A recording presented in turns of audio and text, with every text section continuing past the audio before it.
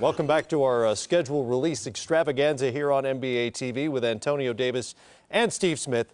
I'm Matt Weiner. Time for some marquee games, and by marquee, we mean headliner games, like the marquee of a theater.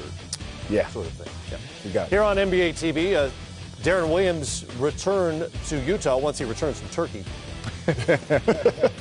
That'll be January 14th. Spurs and Mavericks hook up. Steve, I know you're interested in the Grizzlies-Spurs series. I am. Because it was 1-8 last year, and we didn't talk about how the Grizzlies really beat the Spurs. Everybody went crazy when Golden State beat Dallas, but I thought the Memphis Grizzlies, without Rudy Gay, arguably probably their best player, him and Zach Randolph, Rudy Gay not playing, they went at the Spurs. I'm looking for the Memphis Grizzlies. I think this team will even get better, and I'm looking to see how the Spurs rebound from last year, being knocked out by the Grizzlies. It's interesting to see what happens with Marc Gasol's free agency as well, the way they played so well inside out against the San Antonio Spurs.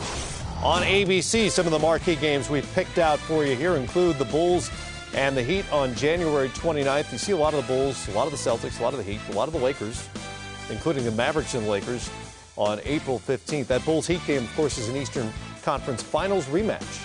Yeah, it is. I think that'll be an interesting game from the simple fact that I'm sure that the Bulls are somehow going to regroup and figure out what kind of broke down late in that series.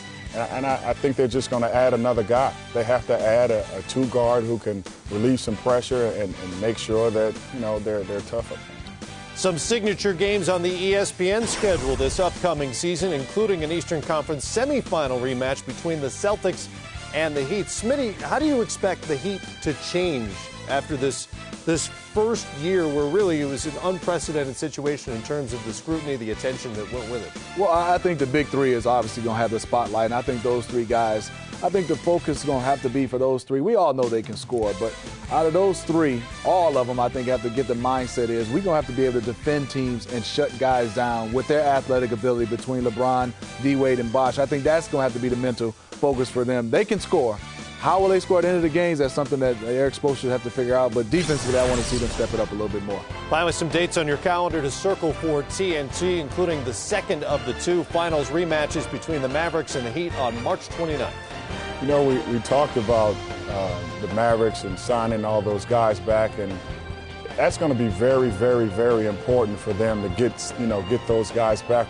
Steve, you talked about how Mark Cuban is one of those guys who love keeping everybody together. So hopefully the CBA will allow them to keep that team together so we can see if they can make another run at it.